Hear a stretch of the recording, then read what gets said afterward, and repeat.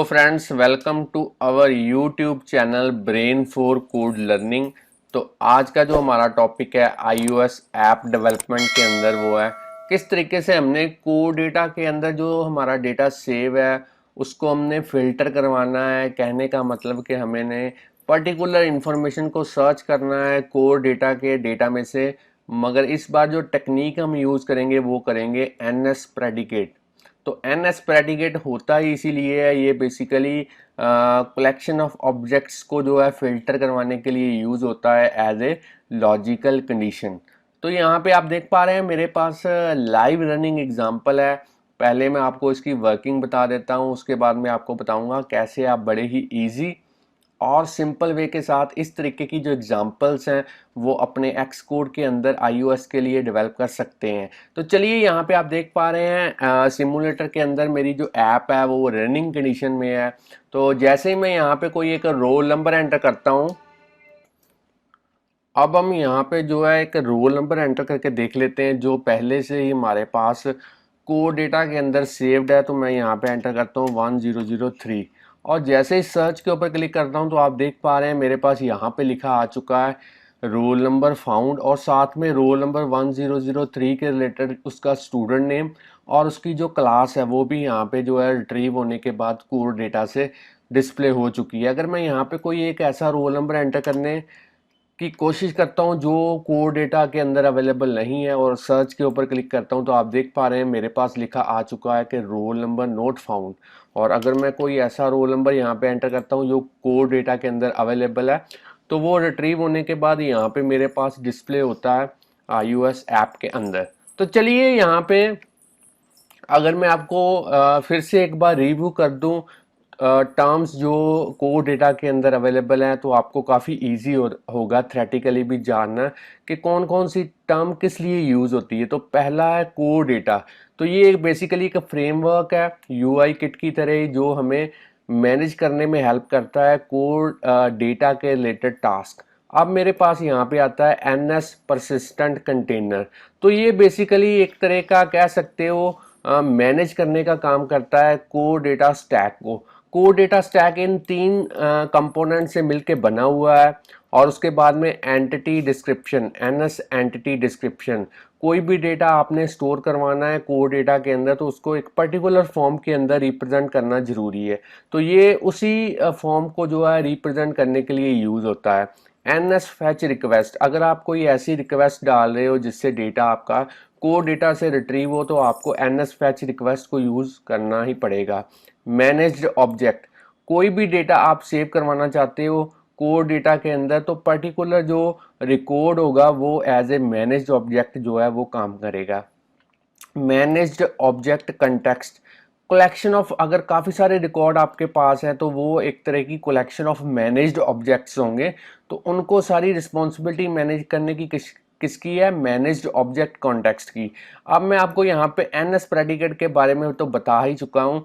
अगर आपके पास large collection of objects हैं उनको आप फिल्टर करवाना चाहते हैं तो एक ऐसी लॉजिकल कंडीशन आपके पास होनी चाहिए जिसके अकॉर्डिंगली आप उस डेटा को जो है वो सर्च करवा सके, फिल्टर करवा सके। तो NS प्रेडिकेट ऐसी ही लॉजिकल कंडीशन आपको प्रोवाइड करता है। तो चलिए, अब हम प्रैक्टिकली देखेंगे ये वाली एग्जांपल हमने कैसे इंप्लीमेंट करनी है। तो उसके लिए सबसे पहले इस प्रोजेक्ट को मैं स्टॉप कर देता हूँ, इस पूरे प्रोजेक्ट को मैं क्लोज कर देता हूँ। अब हम एक नए प्रोजेक्ट के साथ शुरुआत करेंगे। यहाँ से सिलेक्ट करेंगे फाइल, न्यू प्रोजेक्ट। अब आपने यहाँ से सिलेक्ट करना है सिंगल व्यू ऐप, नेक्स्ट पे क्लिक करेंगे। अब आपने यहाँ पे प्रोडक्ट का नेम जो है वो प्रोवाइड करना है, जो आज की एग्जांपल है उसका नेम। तो यहाँ पे मैं लिखूंगा code data with NS predicate example. तो बाकी सेटिंग्स आपने डिफॉल्ट रहने देनी है। जो लैंग्वेज मैं यूज करूंगा वो है स्विफ्ट। और जो तो अब आपने यहाँ पे जो यूज कोड डेटा वाली ऑप्शन है इसको अनेबल करना है, क्योंकि इसी की हेल्प के साथ जो एक्स कोड है वो आपके लिए ऐसा कोड जनरेट करेगा जिससे आपकी जो कोड डेटा के रिलेटेड फंक्शनैलिटी है वो काफ़ी आसान हो जाएगी। तो मैं इसको अनेबल कर देता हूँ। अब मैं नेक्स्ट के ऊपर क्लिक करता हूँ। अब आपने अपने लैपटॉप के अंदर कहीं पे भी एक ऐसा फोल्डर क्रिएट करना है जिसके थ्रू आप जो है सारा सोर्स कोड इस पर्टिकुलर फोल्डर के अंदर सेव करवा पाएँ। तो यहाँ पे मैं लिख देता हूँ NS प्रेडिकेट एग्जाम्पल और इसको क्रिएट कर देता हूँ इस फोल्डर को। अब आपने इस फोल्डर के अंदर सारा जो प्रोजेक्ट है वो क्रिएट कर देना है। तो फ्रेंड्स स्टूडेंट्स, अगर मैं आपको यहाँ पे बिल्ड सेटिंग्स के अंदर दिखाऊं तो मेरे पास जो स्विफ्ट का वर्जन है वो है 5 और जो एक्स कोड का वर्जन है वो है 10.2.1 और जो मेरे पास लैपटॉप है वो है मैकबुक एयर।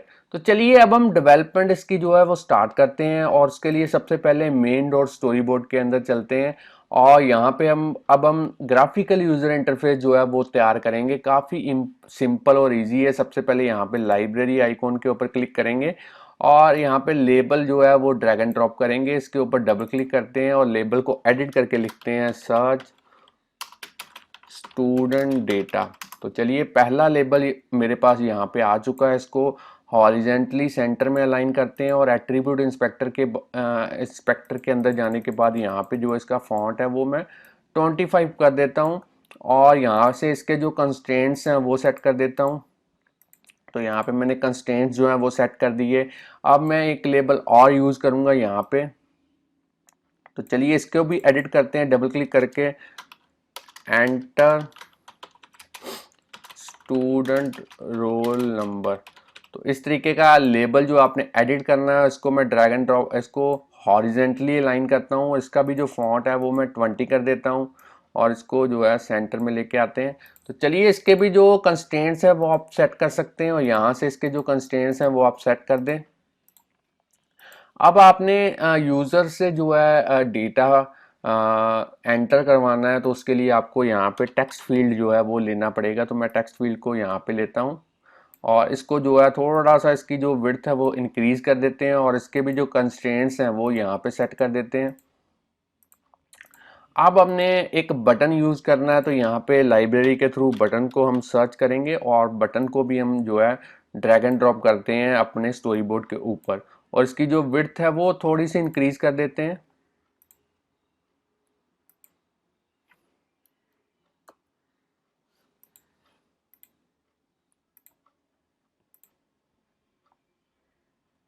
यहाँ से जो इसकी विड्थ है वो थोड़ी सी मैं इंक्रीज कर देता हूँ और चलिए यहाँ पे इसको भी सेंटर में अलाइन कर देते हैं। अब हमने यहाँ से इसका जो कंस्ट्रेंट्स है वो भी सेट करने हैं तो कंस्ट्रेंट्स भी मैं यहाँ से जो है सेट कर देता हूँ। अब हमने इसका जो बैकग्राउंड कलर है वो भी सेट करना है बटन का। तो मैं यहाँ पे जो बैकग्राउंड कलर है वो येलो कर देता हूँ। तो चलिए बटन के ऊपर डबल क्लिक करके अब हमने यहाँ पे लिखना है सर्च।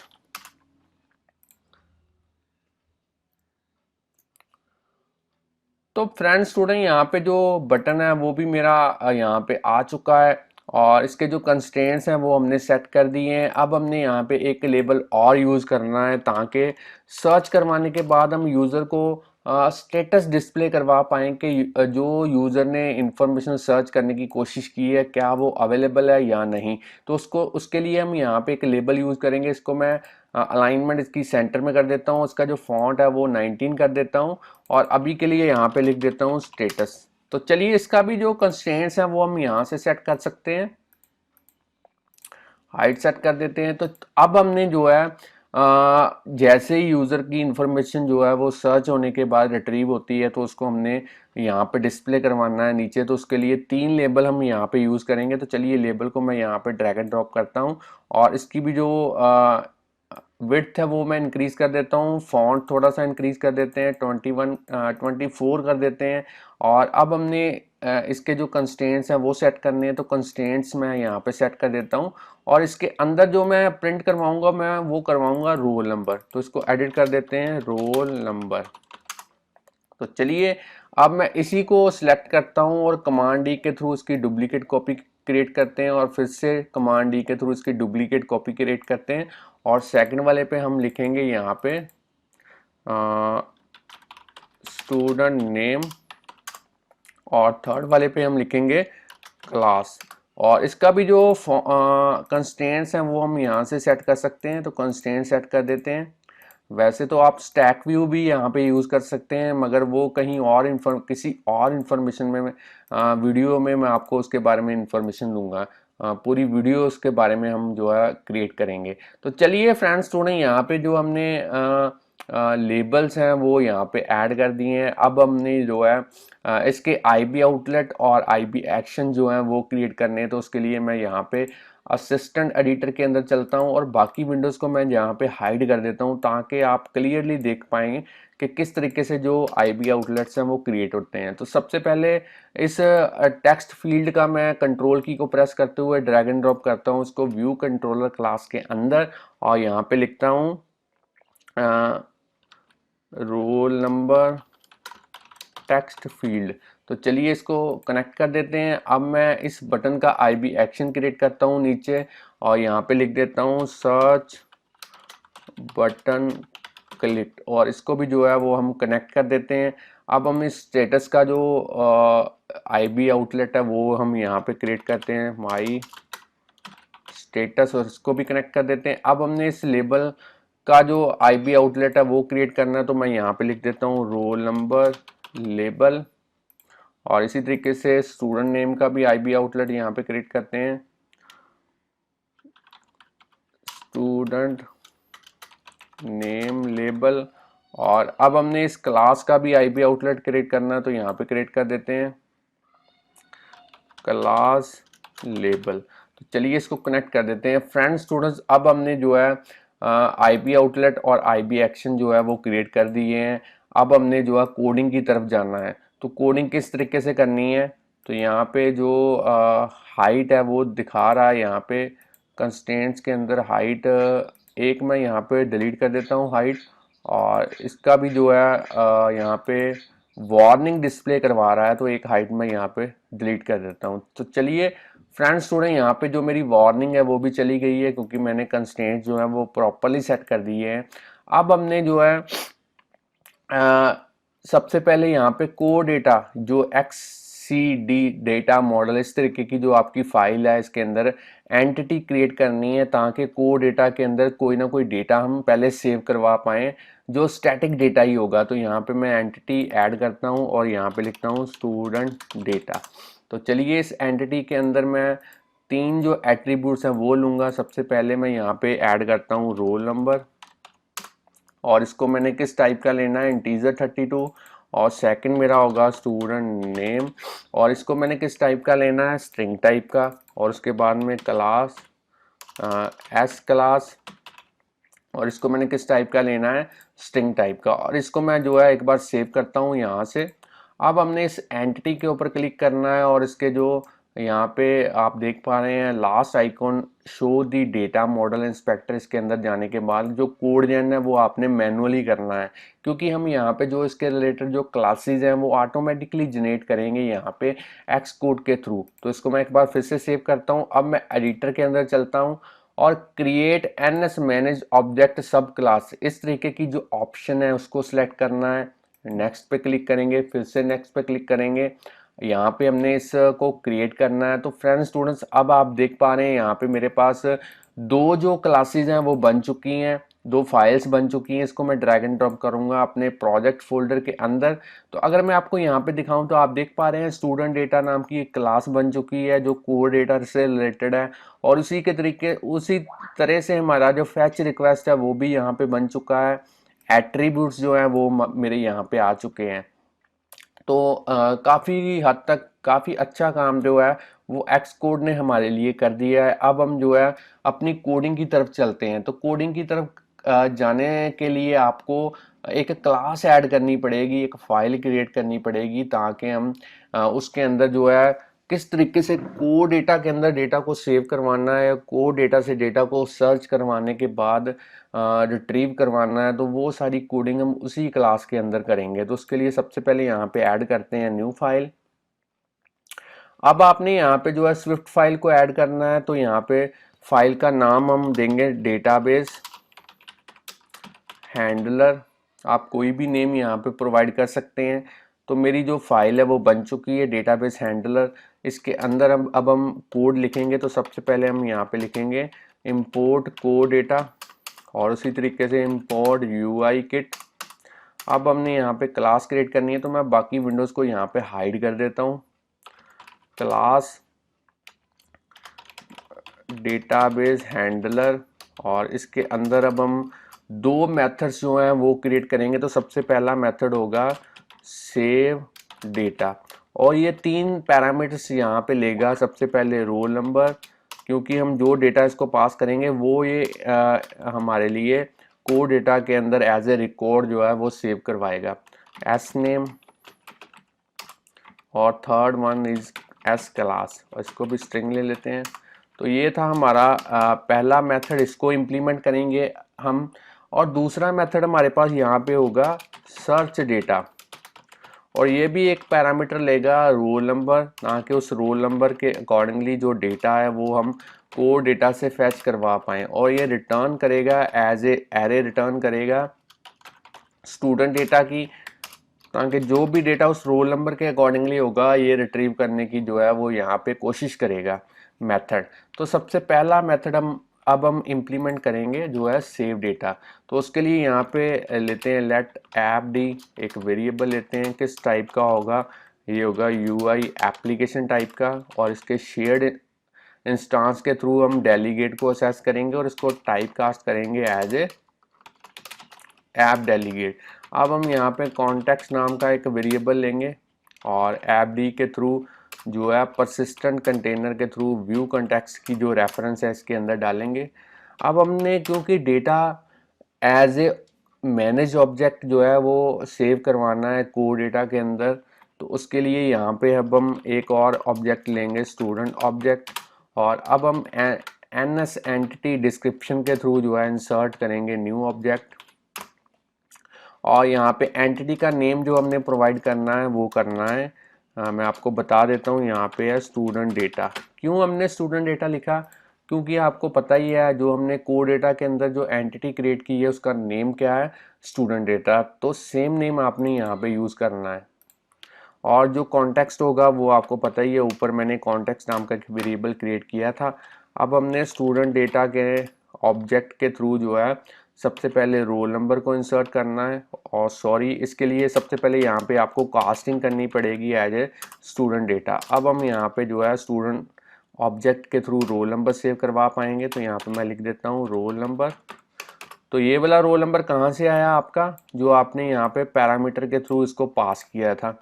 अब हम इसी तरीके से स्टूडेंट ऑब्जेक्ट के थ्रू जो है एस क्लास को सेव करवाएंगे, और यहाँ पे लिखेंगे एस क्लास, और इसी तरीके से स्टूडेंट ऑब्जेक्ट के थ्रू जो है एस नेम को, यहाँ पे स्टूडेंट नेम को हम ऐड करवाते हैं, और डेटा कहाँ से आएगा, एस नेम से आएगा। अब हमने जो है डू और कैच ब्लॉक यूज़ करना है, क्योंकि जब भी हम कोड डेटा के अंदर डेटा को सेव करवाने की कोशिश करेंगे तब आपकी जो एक्सेप्शन है, यहाँ कह सकते हो एरर, वो थ्रू हो सकती है। तो उसी को हम पकड़ेंगे डू एंड कैच ब्लॉक के अंदर। तो काफ़ी इजी है। कैच के अंदर अब हम लिखेंगे अगर एरर इन केस आती है तो यहाँ पे मैसेज प्रिंट करवाएंगे एरर वाइल सेविंग डेटा, और अगर एरर नहीं आती तो हमारा डू ब्लॉक चलेगा। यहाँ पे ट्राई को यूज़ करेंगे, कॉन्टेक्स्ट के थ्रू जो है सेव मेथड को कॉल करेंगे और प्रिंट करेंगे यहाँ पे एक मैसेज बैकग्राउंड के अंदर, data has been saved in code data. तो चलिए ये सेव वाली कोडिंग जो है वो काफ़ी अच्छे से हमने यहाँ पे कर दी है। इसको एक बार मैं सेव करता हूँ यहाँ पे, और अब हम चलते हैं। अगर आप चाहें तो वीडियो को यहाँ पे पॉज करके इसकी जो कोडिंग है वो कॉपी के ऊपर नोट डाउन कर सकते हैं। तो अब हम करेंगे नोट डाउन, यहाँ पे कोड करेंगे सर्च डेटा का। तो सबसे पहले यहाँ पे एक वेरिएबल लेते हैं एस डेटा, जो कि वो डेटा सेव करवाएगा जो हमारे पास सर्च होने के बाद कोड डेटा से मेरे पास रिट्रीव होता है। तो यहाँ पे ये भी एरे होगी, किस टाइप की, स्टूडेंट डेटा टाइप की एरे। अब हम उसी तरीके से दोनों जो रेफरेंस है ऐप डेलीगेट की और कॉन्टेक्स्ट की वो यहाँ पे भी यूज़ करेंगे। अब हमने यहाँ पे फैच रिक्वेस्ट तैयार करनी है। तो यहाँ पे एक वेरिएबल लेते हैं फैच रिक्वेस्ट, किस टाइप का होगा, एनएस फैच रिक्वेस्ट टाइप का होगा। और यहाँ पे जो डेटा है वो कहाँ से आएगा, स्टूडेंट डेटा के अंदर जो हमारे पास फैच रिक्वेस्ट है उसकी रेफरेंस हम लेंगे। तो आप देख पा रहे हैं यहाँ पे मेरे पास, अगर मैं आपको दिखाऊं तो एक्स कोड ने हमारे लिए जो फैच रिक्वेस्ट वाला मेथड है वो यहाँ पे ऑटोमेटिकली तैयार कर दिया था। इसी की अब हम रेफरेंस जो है वो यहाँ पे यूज़ करेंगे। तो चलिए यहाँ पे रेफरेंस तो हमने ले ली। अब हम यहाँ पे लेंगे सी प्रेडिकेट एक तैयार करेंगे। तो प्रेडिकेट काफ़ी इजी है, यहाँ पे लिखेंगे एन एस प्रेडिकेट। अब आपने यहाँ पे फॉर्मेट वाला जो यहाँ पे सबसे पहले वाला जो है वो यूज़ करना है। तो यहाँ पे अब हम जैसे आप एसक्यूएल क्वेरी के अंदर क्वेरी लिखते थे उसी तरीके से अब हम यहाँ पे जो है क्वेरी लिखेंगे। तो रोल नंबर हमने सर्च करना है जो क्या कंटेन्स करता हो, यहाँ पे परसेंटेज आई लेंगे क्योंकि हमने इंटीजर वैल्यू को सर्च करना है। तो कौन सी वैल्यू हमने सर्च करनी है, तो वो हम जो रोल नंबर है वो यहाँ पे प्रोवाइड करेंगे। तो ये देखिए ये जो रोल नंबर है ये हमने पैरामीटर के थ्रू पास किया है, उसी को अब हम रोल नंबर जो हमारा यहाँ पे कॉलम है मैं दिखा देता हूँ आपको। यहाँ पे जो कॉलम है इसके अंदर सर्च करने की कोशिश करेंगे। तो उसके लिए हमने यहाँ पे प्रेडिकेट यूज़ किया है। तो आई इसलिए यूज़ किया है क्योंकि ये इंटीजर है। अगर ये हमारे पास स्ट्रिंग वैल्यू होती तो यहाँ पे हमने एट द रेट यूज़ करना था। तो इस प्रेडिकेट को फैच रिक्वेस्ट के साथ हम बाइंड करते हैं। तो चलिए इसके साथ हमने बाइंड कर दिया इसको। अब हम उसी तरीके से डू और कैच ब्लॉक को यूज़ करेंगे ताकि कोई एरर हमारे पास जो कोई एक्सेप्शन हमारे पास यहाँ पे निकल के आती है तो हम उसको जो है वो यहाँ पे हैंडल करवा पाएँ। तो यहाँ पे लिख देते हैं एरर वाइल फैचिंग डेटा। अब हमने डू के अंदर क्या करना है, एस डेटा के अंदर डेटा सेव करवाना है और कहाँ से डेटा आएगा उसी तरीके से कॉन्टेक्स्ट के थ्रू जो है फैच को कॉल करेंगे और यहाँ पे उसको फैच रिक्वेस्ट पास करेंगे। तो चलिए फ्रेंड्स स्टूडेंट यहाँ पे जो है हमने जो यहाँ पे इसको लेट कर देते हैं, कोई बात नहीं, वो वार्निंग जो है वो हमारे पास जो है रिमूव हो जाएगी। तो यहाँ पे जो एस डेटा है उसको हमने डेटा जो है वो असाइन कर दिया है। तो यहाँ पे वेरिएबल होना ज़रूरी है।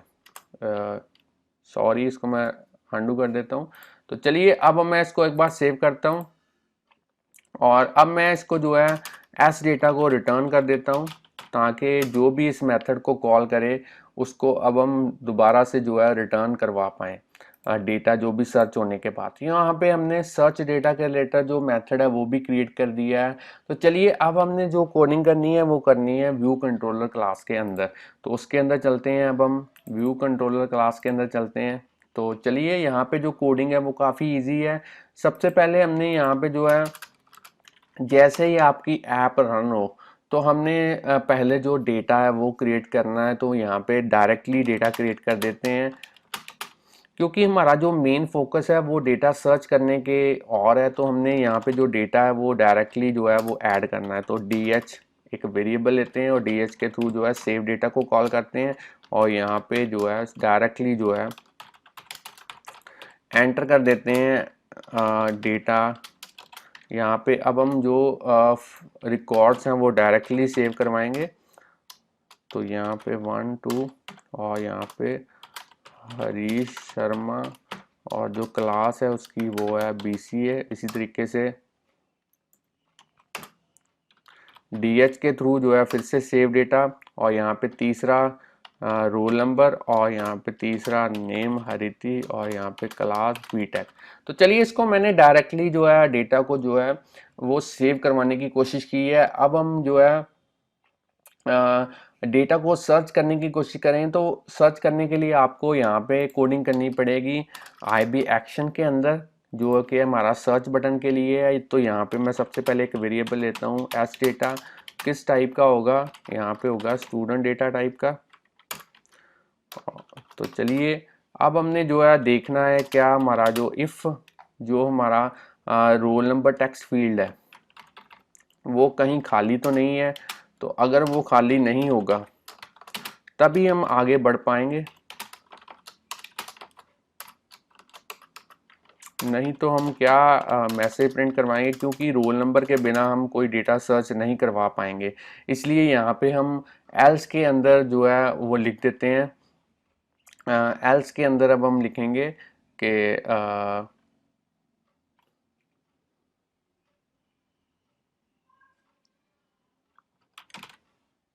स्टेटस, यहाँ पे स्टेटस की रेफरेंस मैं ले लेता हूँ my status dot text kindly enter roll number first. तो चलिए इस तरीके से हम लिख देते हैं। अगर तो हमारे पास जो रोल नंबर वाला टेक्स्ट फील्ड है वो ब्लैंक नहीं है, उस टाइम पे अब हमने क्या करना है, उस टाइम पे अब हम यहाँ पे वेरिएबल लेंगे let dh is equal to database handler, और अब हमने यहाँ पे जो है लेट रोल नंबर एक वेरिएबल लेना है और इसको इंट 32 में कन्वर्ट करेंगे, क्योंकि हमने जो डेटा है वो टेक्स्ट फील्ड से लेना है। टेक्स्ट फील्ड डॉट टेक्स्ट, और अगर यहाँ पे नील कोलेंसिंग ऑपरेटर यूज़ करेंगे, बाई चांस यहाँ पे हमारे पास इंटीजर में वो डेटा कन्वर्ट नहीं हो पाता, तो हम यहाँ पे बाय डिफ़ॉल्ट जो है वो 0 लेंगे। अब हमने एस डेटा में डेटा सेव करवाना है। डेटा कहाँ से आएगा, डी का जो हमने सर्च डेटा है वो कॉल करना है, और उसको हम जो है यहाँ पे रोल नंबर पास करेंगे। अब हम यहाँ पे देखेंगे क्या हमारा एस डेटा जो है उसका जो रिकॉर्ड की जो एलिमेंट्स की जो काउंटिंग है वो 0 से ज़्यादा है। अगर 0 से ज़्यादा होगी इसका मीनिंग तभी हमारे पास डेटा जो है फाउंड हुआ है। अगर वो 0 से कम है या 0 के इक्वल है तो इसका मीन हमारे पास डेटा जो है वो कोई भी डेटा जो है वो फाउंड नहीं हुआ पर्टिकुलर रोल नंबर के अकॉर्डिंगली। तो एल्स को पहले कोड कर लेते हैं, और एल्स में हम लिखेंगे एल्स में हमने बड़ा ही डायरेक्टली लिखना है। इन तीनों लेबल्स को जो है हमने ब्लैंक करना है, roll number label, student name label और क्लास लेबल। तो चलिए यहाँ पे डायरेक्टली जो है वो इसको ब्लैंक कर देते हैं टेक्स्ट, और यहाँ पे label class label dot text, और इसको भी ब्लैंक कर देते हैं। और अब हमने लेबल क्लास लेबल हो चुका है, रोल नंबर भी हो चुका है, स्टूडेंट नेम लेबल इसको भी अब हम इसी तरीके से ब्लैंक कर देते हैं। और अब हमने स्टेटस डॉट माई स्टेटस जो है उसके अंदर मैसेज प्रिंट करवाना है कि रोल नंबर नॉट फाउंड। चलिए ये हमने प्रिंट करवा दिया। इन केस अगर हमारे पास डेटा जो है वो यहाँ पे रिट्रीव होता है, सर्च होने के बाद फाउंड हो जाता है, तो यहाँ पे माई स्टेटस के अंदर अब हम करेंगे माई स्टेटस डॉट टेक्स्ट के अंदर अब हम लिखेंगे रोल नंबर फाउंड सक्सेसफुली। तो चलिए अब हमने डायरेक्टली रोल नंबर लेबल के अंदर जो है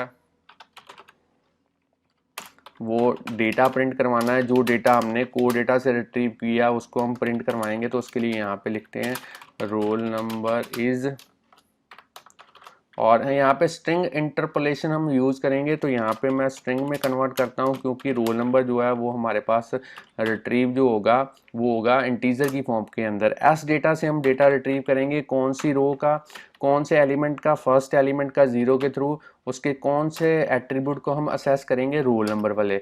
इसी तरीके से अब हमने दोबारा से स्टूडेंट नेम वाला लेबल यूज़ करना है। तो यहाँ पे फिर से लिखेंगे स्टूडेंट नेम इसी तरीके से स्ट्रिंग इंटरपोलेशन को यूज़ करेंगे। और इस बार हम स्ट्रिंग में इसको कन्वर्ट नहीं करेंगे, क्योंकि हमारे पास ऑलरेडी जो है वो नेम जो है वो स्ट्रिंग की फॉर्म के अंदर ही है। तो एस डेटा को कॉल करते हैं, उसका कौन सा एलिमेंट 0th एलिमेंट और उसका कौन सा एट्रीब्यूट वो हम लेंगे स्टूडेंट नेम। और अब हम यहाँ पे जो है नील कोलेंसिंग ऑपरेटर को जो है वो यूज़ करेंगे।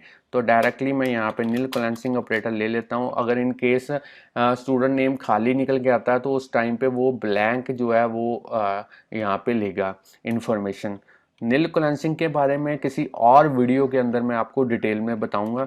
अब हमने उसी तरीके के क्लास लेबल को सेट करना है, क्योंकि अगर मैं यहाँ पे जो है डिफ़ॉल्ट वैल्यू ना दूं तो जो एक्स कोड है वो एक वार्निंग यहाँ पे डिस्प्ले करवाता है। तो उस वार्निंग को रिमूव करवाने के लिए मैंने यहाँ पे नील कोलेंसिंग ऑपरेटर जो है वो यूज़ किया है। तो मैं यहाँ पे एस डेटा उसी तरीके से 0th एलिमेंट उसका, और उसकी जो कौन सी property, class property S class, और अब हमने नील कोलेंसिंग ऑपरेटर लिया है।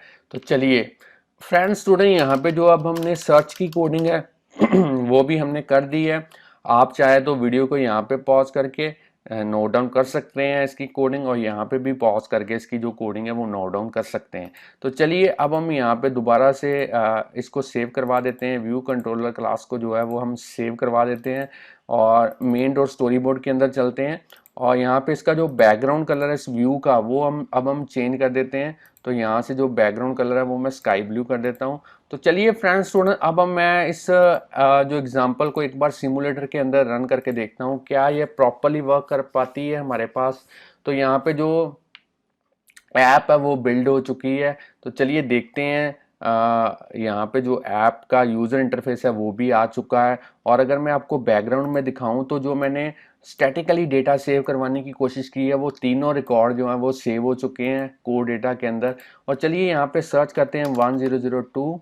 और जैसे ही मैं सर्च के ऊपर क्लिक करूंगा आप देख पाएंगे कि यहाँ पे मेरे पास निकल के आया कि रोल नंबर फाउंड सक्सेसफुली।